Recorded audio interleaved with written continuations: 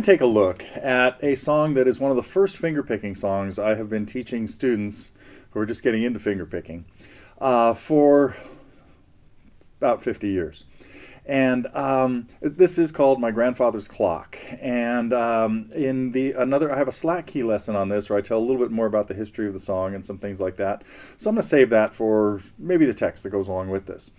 But this song is a great example of a way to learn to play an instrumental version of a song that has a very distinct melody.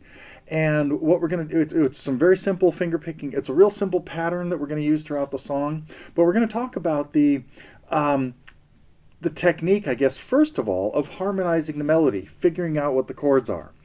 And that starts with knowing the melody. So the first sheet of the first sheet I want you to look at, don't even print out the whole thing until you've gotten started.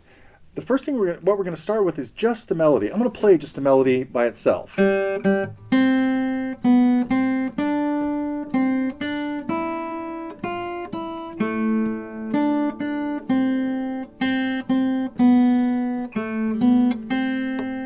basically repeat.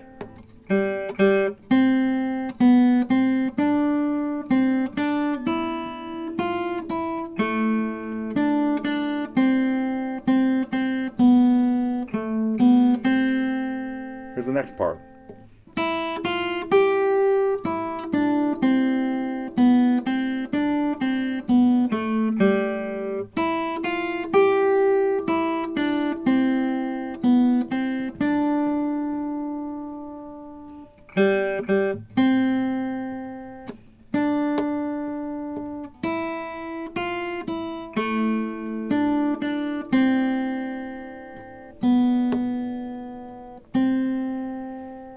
Now, there's another part to the song, but that's all we're going to focus on here.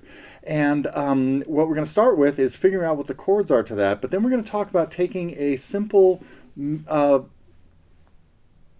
of notes that are in the melody. At one spot, there's the melody played with a C chord, where we just hit 3 C's in the melody. When I played it right there, I played everything as half notes, quarter notes, and a couple whole notes, where everything was on the beat. But then we're going to syncopate it so that a measure that sounds like this will